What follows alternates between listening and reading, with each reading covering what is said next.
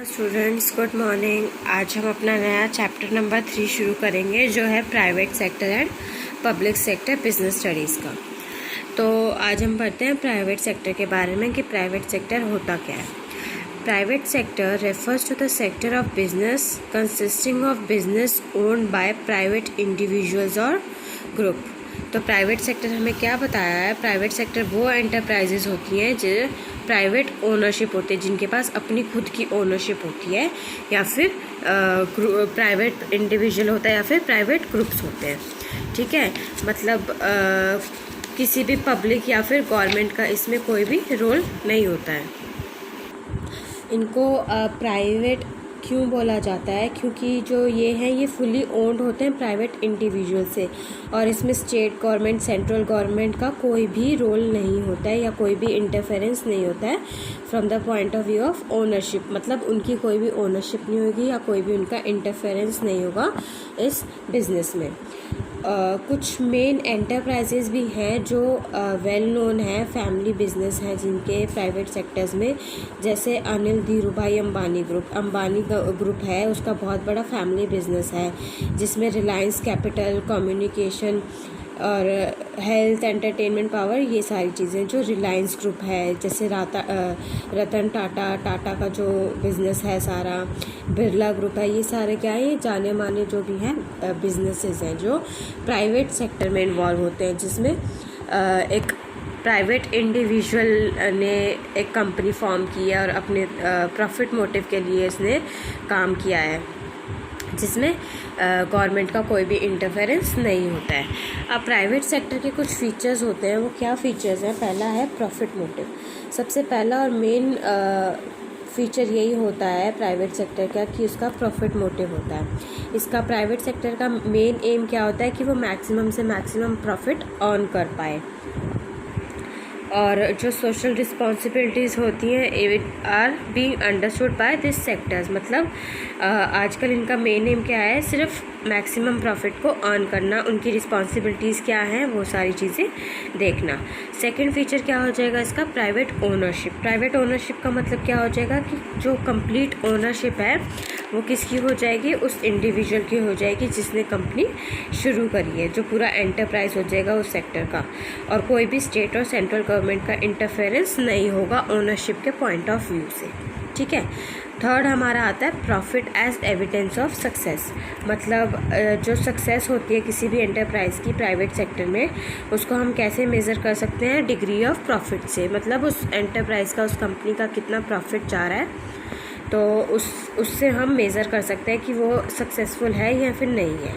लेकिन इम्पॉर्टेंस क्या है, social responsibilities are increasing now. मतलब ज़रूरी नहीं है कि प्राइवेट सेक्टर है तो उनकी कोई सोशल रिस्पॉन्सिबिलिटी नहीं होगी, उनको इक्वली रिस्पॉन्सिबिलिटीज़ होती है उनकी सोशल मीडिया के थ्रू भी, और क्या अपनी कंपनी के थ्रू वो एक सोशल वेलफेयर करने के लिए।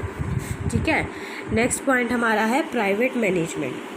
दे are managed by their owners. ये कैसे मैनेज करते हैं, ओनर्स के थ्रू। In case of companies the board of directors nominated by shareholders take care of business. तो जो प्राइवेट मैनेजमेंट जो मैनेज करता है कंपनी को, वो कौन मैनेज करता है, उनके ओनर्स मैनेज करते हैं।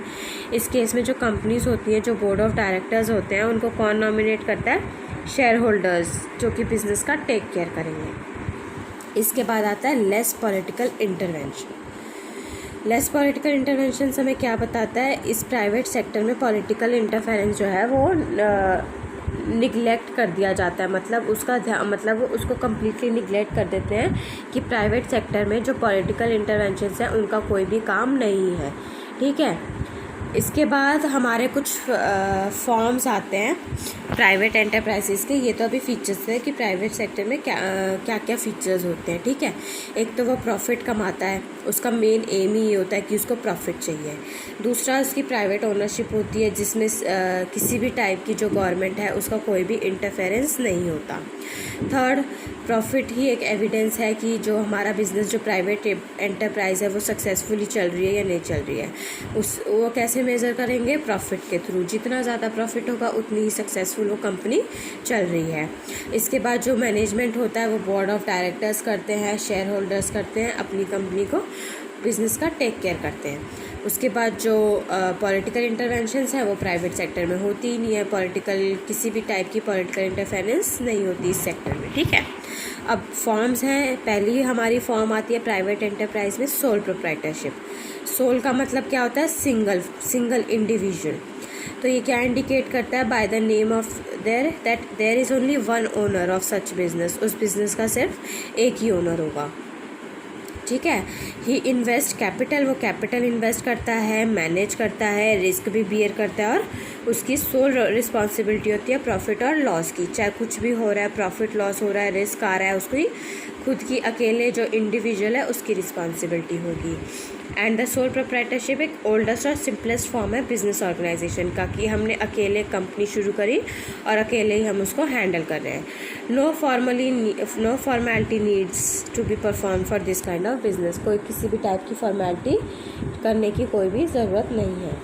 जॉइंट हिंदू फैमिली बिजनेस, ये सेकंड फॉर्म है हमारा प्राइवेट एंटरप्राइज का, जो हमें क्या बताता है कि जो बिजनेस एंटरप्राइज है वो कौन रन करता है? People belonging to same family. मतलब हमारी एक फैमिली है 4-5 मेंबर्स की, वो चलती चली आ रही है। पहले किसी इंडिविजुअल ने शुरू किया, फिर उनके फैमिली मेंबर्स उसमें इन्वॉल्व हुए, फिर आगे चल के जैसे फैमिली बिजनेस ज्वाइन करना, वो क्या हो जाएगी? जॉइंट हिंदू फैमिली बिजनेस, ठीक है। इसको जॉइंट हिंदू फैमिली बिजनेस बोलते हैं। इस फॉर्म ऑफ बिजनेस में क्या करेंगे? जो अथॉरिटी ऑफ कंट्रोल होती है वो कर्ता के हाथ में होती है। जो हेड होता है फैमिली का, जो हेड होता है, ये इसकी रिस्पॉन्सिबिलिटी किसके हाथ में होगी? कर्ता या फिर मैनेजर ऑफ द फैमिली।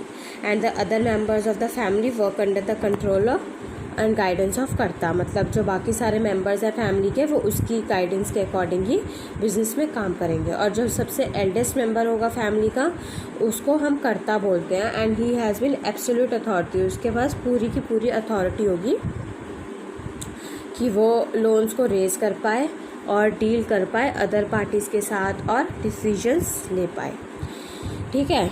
और जो भी मतलब अदर मेंबर्स होते हैं फैमिली के, वो किसी भी टाइप के अकाउंट या फिर प्रॉफिट लॉस के बारे में नहीं पूछ सकते कि कितना डिवीजन आया और कितना नहीं, क्योंकि ये सारी अथॉरिटी किसके पास होती है? कर्ता के पास होती है। और जो भी लाइबिलिटी होती है, जो भी कर्ता लीव करता है alone, all have the limited liability. और जो अनलिमिटेड लाइबिलिटी होती है वो इंस्पायर करती है उसको प्रॉपर डिसीजन लेने के लिए, कि इतनी सारी लाइबिलिटी है तो उसको प्रॉपरली कैसे रीपे करना है और कैसे उसको ओवरकम करना है। जो ये वाला टाइप होता है बिजनेस ऑर्गेनाइजेशन का, वो सिर्फ इंडिया में होता है। And it's name indicates only the Hindus can establish such business. जो हिंदूज होते हैं सिर्फ वो ही ऐसे टाइप का बिजनेस जो है इस्टेब्लिश कर सकते हैं। उसके बाद जो जॉइंट हिंदू फैमिली बिजनेस है वो गवर्नड होता है अंडर द हिंदू लॉ। एक हिंदू लॉ होता है जिसके अंदर ये वाला टाइप का बिजनेस चलता है।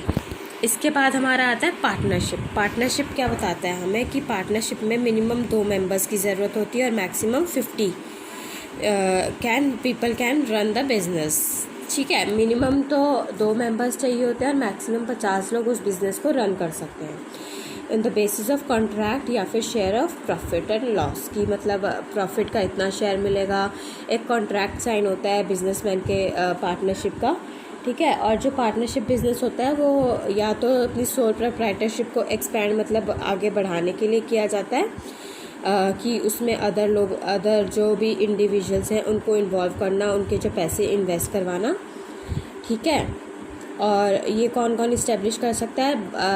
मिनिमम 2 लोग कर सकते हैं या 3 लोग कर सकते हैं, ठीक है। और आगे आप कितने भी लोगों को इसमें इन्वॉल्व कर सकते हैं। In other words, one can say that in this form of business it is needed because of limitations of sole proprietorship. Sole proprietorship की काफ़ी ज़्यादा लिमिटेशंस होती है कि जो भी प्रॉब्लम्स आती हैं वो सारी खुद अकेले को ही करनी पड़ती हैं सॉल्व। तो इस चीज़ से बचने के लिए क्या कर देते हैं लोग? पार्टनरशिप में आ जाते हैं। उसके बाद हमारा आता है जॉइंट वेंचर्स। जॉइंट वेंचर्स हमें क्या बताता है? Under this form of business organization 2 or more than 2 people jointly run some particular business temporarily। मतलब क्या होता है कि इस बिजनेस ऑर्गेनाइजेशन में 2 या 2 से ज़्यादा लोग एक टेम्प्रेरी बिजनेस को रन करते हैं। और जो भी को वेंचर्स होते हैं वो अपने प्रॉफिट और लॉस को डिवाइड कर लेते हैं अकॉर्डिंगली, और प्री डिटरमाइन होती है उनकी रेशियो कि प्रॉफिट आएगा तो इतना रेशियो इसके पास जाएगा और इतना रेशियो इसके पास जाएगा। With the completion of a particular work the agreement for joint ventures and automatically and consequently the liability of the partners of joint ventures also ends. तो ये जो बिजनेस है वो जर्नली इस्टेब्लिश करेगा कौन?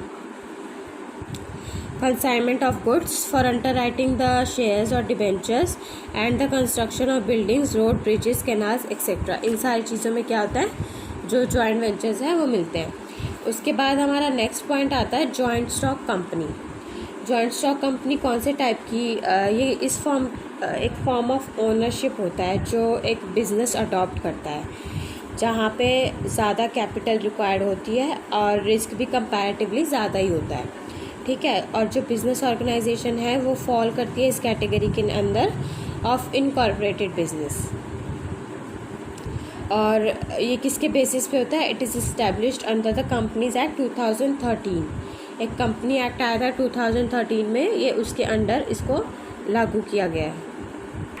जो हमारी जॉइंट स्टॉक कंपनी होती है वो बेसिकली दो टाइप की होती है, एक तो प्राइवेट कंपनी होती है और एक पब्लिक कंपनी होती है। इन दोनों के बीच में जो डिफरेंस होगा वो किस टाइप की कंपनीज होगी, जिससे transfer of shares, number of members, inviting public for issuing shares and inviting public for issuing public deposits and minimum amount of paid up capital, ये सारी चीज़ें किसके अंदर आ जाएंगी? जॉइंट स्टॉक कंपनी में, जो प्राइवेट कंपनी और पब्लिक कंपनी होती है।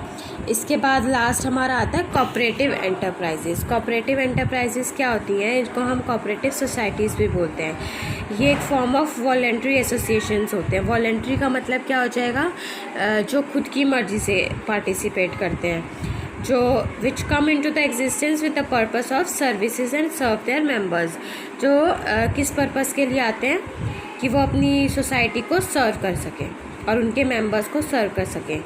और ये किस लिए इस्टेब्लिश किया था? They are established by needy people of a particular class. जो भी ज़रूरतमंद लोग होते हैं उन लोगों के लिए इस्टेब्लिश किया गया था, हु आर कोऑपरेटिव एंटरप्राइजेस। जो कोऑपरेटिव एंटरप्राइज होते हैं उनके लिए इस्टेब्लिश किया गया था, ठीक है। एक और किस में रजिस्टर किया था? कोऑपरेटिव सोसाइटी एक्ट 1912 में एक एक्ट आया था, कोऑपरेटिव सोसाइटी एक्ट, उसके अंदर इसको इस्टेब्लिश किया गया था। Stock companies and the societies have special privilege, इनको स्पेशल प्रिविलेज मिला था। और किस रिस्पेक्ट में? एक परमानेंट एग्जिस्टेंस और लिमिटेड लायबिलिटी एक्सेट्रा, ये सारी चीज़ें इनको मिली थी। आजकल काफ़ी टाइप की कोऑपरेटिव सोसाइटीज़ हैं एक्सिस्टेंस में, जो क्या क्या हैं? Consumers cooperative, producers cooperative, marketing cooperative, credit cooperative और एक्सेट्रा। ये सारी चीज़ें किस में आती हैं? ये आती हैं कोऑपरेटिव एंटरप्राइजेज में। एंड दीज सोसाइटीज़ में एक बल्क परचेज, काफ़ी ज़्यादा अमाउंट में परचेज करते हैं directly from the wholesale traders और किसके अंदर? प्रोड्यूसर्स के अंदर।